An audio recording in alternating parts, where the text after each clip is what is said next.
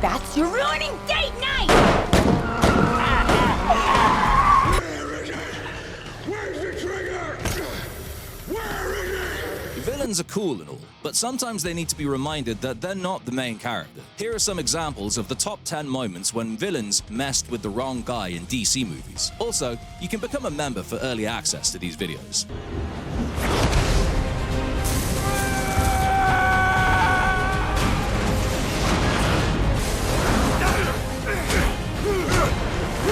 You think you can threaten my mother? Yeah, we know Superman always holds back when he's fighting the bad guys, but usually these villains don't mess around with his mother. Zod's a different kind of menace, and that's probably why Clark Kent had to give him a rage-fueled treatment. Up until this point, it felt as if Zod and his team were owning Kal-El without even having to go all out. Then Bro got a bit too carried away and started threatening poor old Martha. What happens after is one of Zack Snyder's finer moments in the DCEU. Superman comes flying at full speed and starts bashing the dude who was dominating him not too long ago. The anger in his voice as he mocks Zod for thinking he could threaten his mother was a great piece of execution, although the damage that followed afterwards may have been a bit too much. I mean, it was enough to make another Martha mommy boy make Superman his sworn enemy. But yes, on a serious note, things escalated pretty quickly the moment Zod crossed the line he really shouldn't have. What have you done to me? My parents taught me to hone my senses, Zod. Focus on just what I wanted to see. Without your helmet, you're getting everything. And it hurts. The government gave me the authority to kill you. If not today, then tomorrow.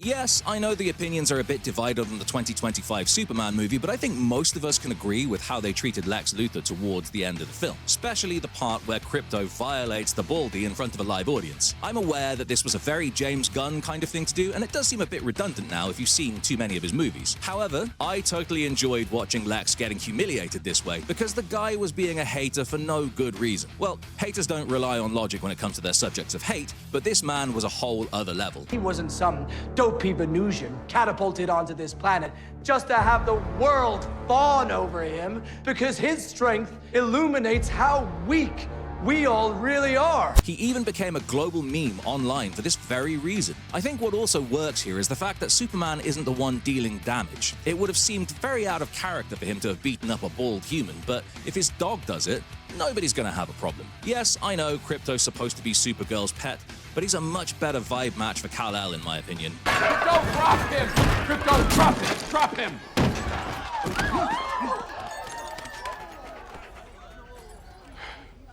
Dude.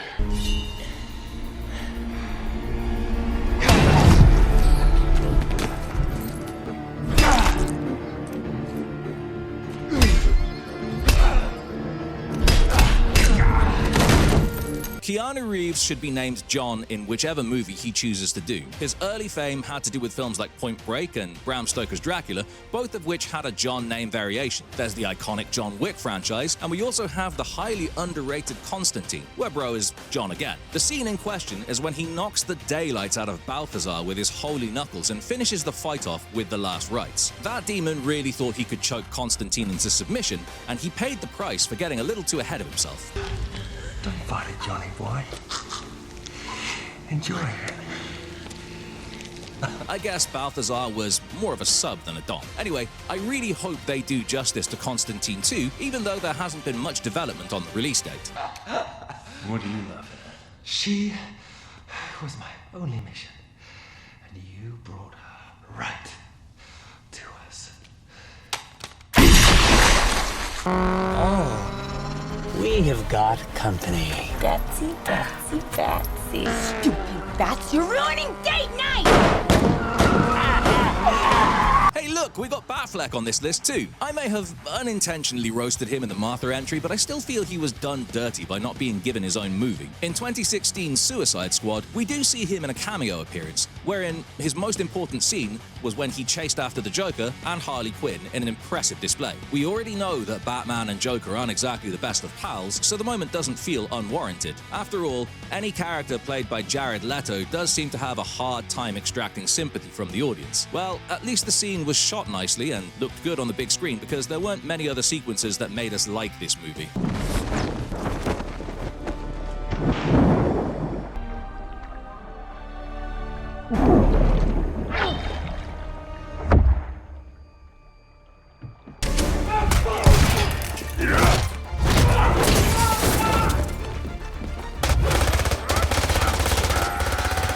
If you're planning to hijack a submarine, you should know you're asking for trouble. This is because being sus while you're underwater is an instant invitation for Arthur Curry to show up and show you guys down. That's exactly what he does here to Jesse Kane and his crew, which included a certain David who'd go on to become Black Manta. There's actually so much going on in this opening fight sequence that I can't recall everything without having to rewatch the clip. Permission to come aboard.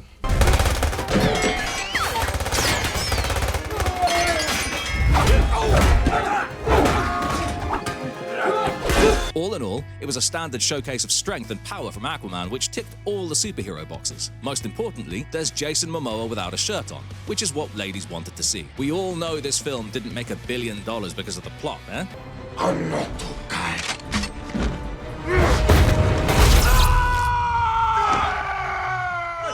Before we continue, don't forget to subscribe and become a member for early access to our videos.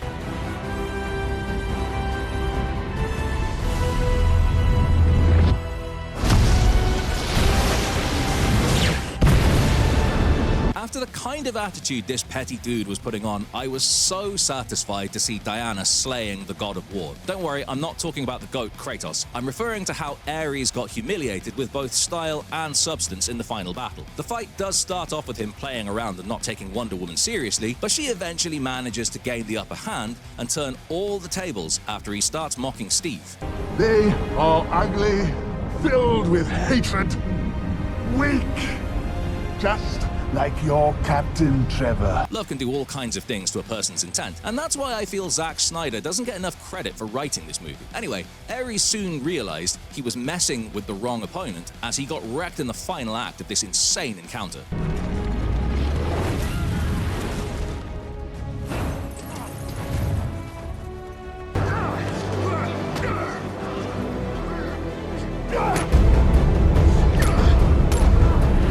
Coming in hot is a very angry Christian Bale, and I can totally relate to his mood. After all, Bruce Wayne is giving it back to buff bro Bane, who had messed him up pretty badly earlier on in round 1. That kind of emotional damage doesn't go unchecked, so good on Batman for teaching Bane a very painful lesson in round 2. The sheer amount of rage in Bruce's voice when he finally matches Bane's strength as he grabs his fist is freaking spine-chilling. It's a redeeming moment for him, and all of us cheering him on, especially when he kicks Bane through the door. It's almost as if this, at one point, unstoppable foe has suddenly become so insignificant to Bruce that he's only keeping him alive for information on the master plan and nothing else. Yeah, our boy had a nice, crazy look on his face, and I can forgive him if some of it was because of his ego. To be honest, Bane did get a bit too overconfident regarding his own abilities as a fighter, so I guess this is the price he had to pay for slacking off. Where is it? Where's the trigger? Where is it? Where is it? Tell me where the trigger is. Then you have my permission to die. You know, maybe I can give you an autograph, huh? What you say, big boy?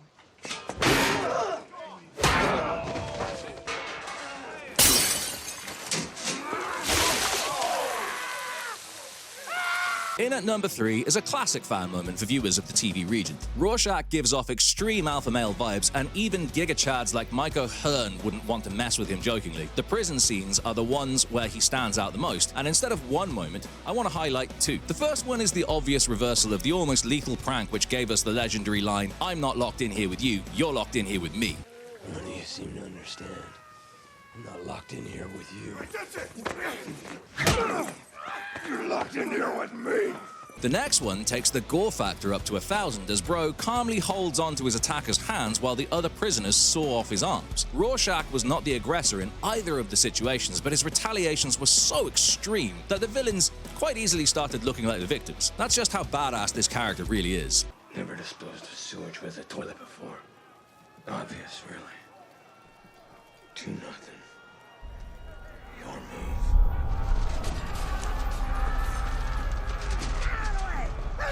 Come on! Come on! This guy's crazy! Come on! Before I start this amazing entry, can I just vent out how frustrated I am that the next Batman movie is coming out in freaking 2028? Like, that's a whole 6 years after the first one. Who takes so long to make a sequel? Okay, I think I'm done with the complaining now. I can focus on the epic chase scene that's become almost synonymous with dark eyeliner Bruce Wayne. The Penguin isn't much of a threat, at least in terms of physicality, but it did take some effort to catch up to him. The cinematography of the scene works well with the car chase concept, and, as we all know, the shot of the Batmobile coming out of the flames could not be topped by anything else in the whole movie. Even the Penguin must have been like, oh boy, he's farmed too much aura not to be able to catch me now. Man, they better have something in the sequel that can top this moment, otherwise I'll be very upset.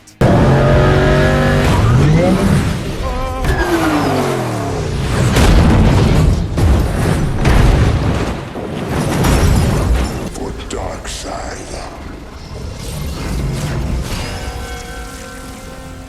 Not impressed.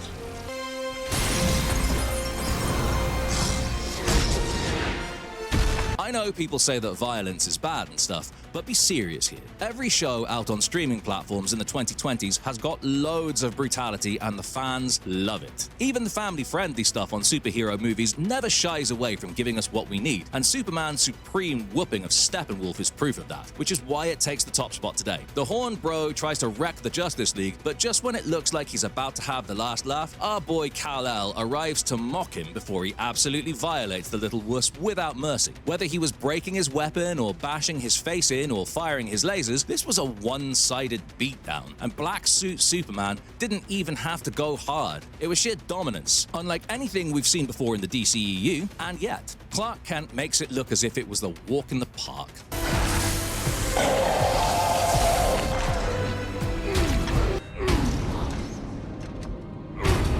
Hope you liked the video, so please subscribe to the TV Regent and become a member for early access to new videos.